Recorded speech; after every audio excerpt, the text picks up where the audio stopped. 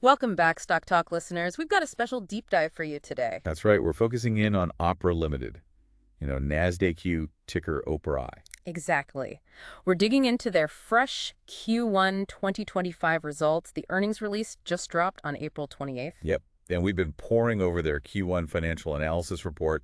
Our mission today. To really unpack these numbers for you, figure out what's actually driving things and what it means going forward. And there are definitely some numbers that make you look twice. Oh, yeah. Like 40% revenue growth, that jumped right out. And a 63% surge in advertising revenue. That's massive. Plus, they've raised their outlook for the whole year. So, okay, let's get into the big picture first, the overall performance. Right. So the headline really is exceptional Q1, just straight up. Yeah. Revenue hit $142.7 million. That's up 40% compared to Q1 last year. 40%. And you mentioned they beat guidance. Significantly exceeded it, actually, which is always a good sign. Definitely. And it wasn't just revenue, was it? What about profitability? Nope. Adjusted EBITDA also looks strong. Grew 29% to $32.3 million. Okay. And the margin on that? Solid. 23% margin there. Nice. And net income? Also up. Increased by 23%, came in at $18.3 million. So really strong across the board. A powerful start to 2025, you could say. Absolutely. And like you mentioned, the clear signal of their confidence is probably that raised guidance for the full year. Right. They're expecting more revenue and more adjusted EBITDA than they initially thought. Suggests they think this isn't just a blip. Precisely. They believe this momentum is sustainable. Okay, so let's break down that revenue growth. Where is it really coming from? What's the engine here? Well, the big story, no question, is advertising. The 63% number. That's the one. Advertising revenue jumped 63% year over year, hitting $95.6 million. Wow. And how much of their total pie is that now? It's now 67% of total revenue. 2/3. So it's really become the dominant piece. Absolutely. And they specifically called out their OPRA as platform, mentioned it as a, quote, platform of global relevance in the broader mobile advertising ecosystem. Global relevance. So they see it as a major player now. Seems like it. Yeah. It's clearly central to what's happening. Makes you wonder, are they taking share or is the whole space just booming? Or maybe both. Good question. What about the other parts? Search revenue, for instance. I still think of them as a browser company first. Yeah, search is still important. It brought in $46.6 million. Okay. And how's the growth there? Healthy growth, up 8% compared to last year.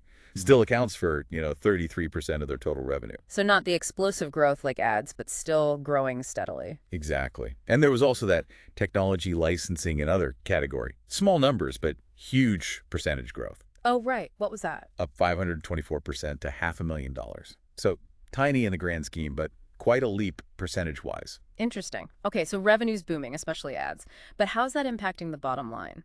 Profitability, expenses? Yeah. Good question. Operating profit did increase.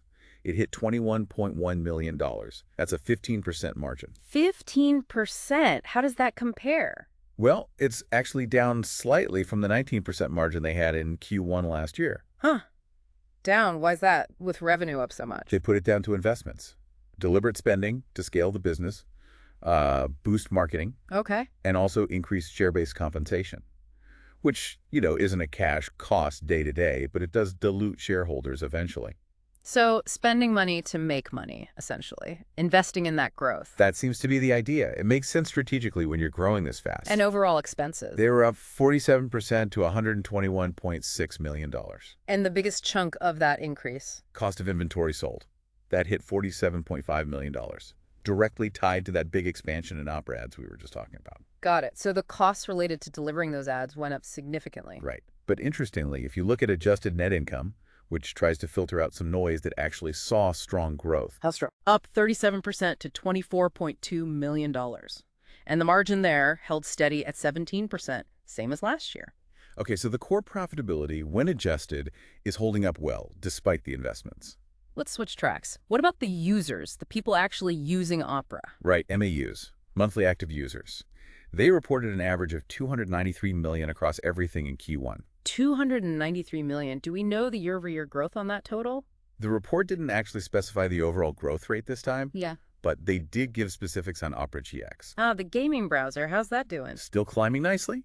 Reached 34 million MAUs. That's up 14% from last year. $34 million just for the gaming browser. That's pretty significant, isn't it? It really is. It shows that their strategy of targeting specific niches with tailored browsers seems to be working well, creating dedicated communities. And how are they doing at making money from all these users, both the niche ones and the overall base? Monetization. This is where it gets really interesting. ARPU, average revenue per user. Okay. Annualized ARPU jumped 45%. 45%. Yeah, to $1.94 per user. Wow. So they're getting much, much better at generating revenue from each person using their products. Exactly. That huge growth in the Opera Ads platform is almost certainly driving this.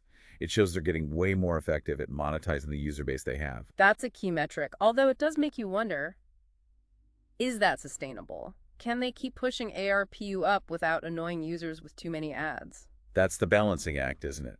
A crucial question long term. Okay, so strong user monetization. What about the company's overall financial health?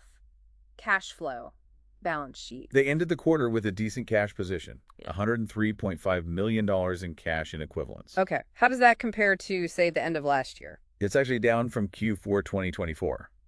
But there's a clear reason for that. Which is? They paid out a pretty hefty dividend in January. $35.4 million went back to shareholders. That was double 40 cents per share. Okay, so returning capital explains the drop in cash. What about cash generated during the quarter? Operating cash flow? That was $15.9 million. Now, that figure was down compared to last year. Oh, why was that? They said it was partly due to working capital needs. When growth accelerates fast like this, sometimes you need more cash tied up temporarily to support it. Makes sense. But what about free cash flow after they pay for investments? That actually looked much better. Free cash flow improved significantly. It was up 45% year over year to $12.0 million. Up 45%. That's strong. Yeah, and it represents about 37% of their adjusted EBITDA. So even with the dividend payout and those working capital effects, they're still throwing off good free cash. That's reassuring. So despite managing growth and returning cash, the underlying cash generation is healthy. Good. Now, you mentioned they raised their targets for the year. What are they actually projecting now? Okay, so for the full year 2025, revenue guidance is now $567 million to $582 million. And the growth rate on that? At the midpoint, that's about 20% growth compared to last year. 20% growth for the full year. Right. And adjusted EBITDA. They raised that too, now expecting between $135 million and $140 million. That implies a margin of around 24% at the midpoint. And did they give guidance for the next quarter, Q2? They did. For Q2 2025, they're forecasting revenue between $134 million and $138 million. It's about 24% year-over-year growth. Higher growth in Q2 than the full year average then? Seems like it. And adjusted EBITDA for Q2 is guided to $30 million to $32 million, with about a 23% margin. So management definitely sounds bullish. Did they give any color on why they're so confident? Yeah, they highlighted their diversified geographic footprint.